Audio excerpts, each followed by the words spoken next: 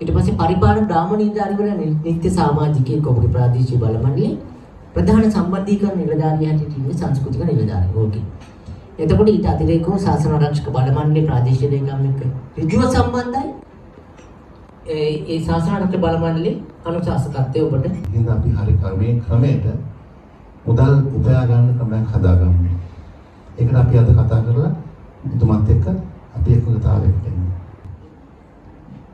අපිට මුදලක් ඉල්ල ගන්න පුළුවන් හරි මාර්ගයේ ගියාම ඔබතුමා හරහා ගියාම ඒ මුදල අපිට ලබා ගන්න පුළුවන්. මේක පුළුවන් යෝජනා කරන්න. අපි මෙහෙම ග්‍රාමීය නාට්‍ය කණ්ඩායම් ටිකක් හරිගස්සලා තියෙනවා. ඒක බලලා මොකක්ද නාට්‍යෝ. අරගෙන කියලා තෝරගන්න ඕන හොඳ එකක්. මේකක් මම කියන්නේ හොඳ එකක් නැත්නම් තෝරගන්න කියලා. ඒකට ඒ වගේ රාජ්‍ය නැටුම් කණ්ඩායම් ඒක රටේ ගියා නැටුම් කණ්ඩායම් නාට්‍ය යුතුයකම කරන්නෙමි හිනෙහි උජාරුවේ කවියයි සැනසීම සදහට මගේ ලොවේ ඒ මිස අවැඩකට මට ඉඩ උදා නොවේ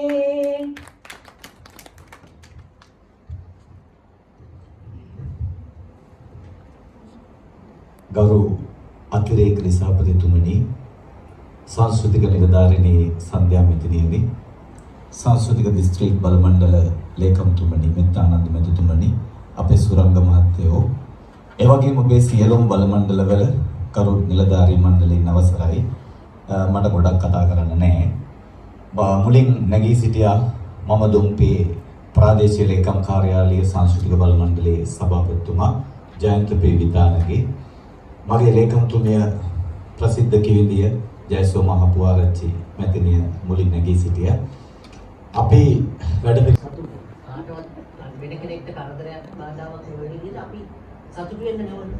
ජීවිතයේ අන්තිමට නේද හැම මිනිහම සතුටු වෙන්නේ. මැරෙන වෙලාවෙ hina වෙලා මැරෙන්න පුළුවන් වෙනවා. ඉතින් ඒක නේද?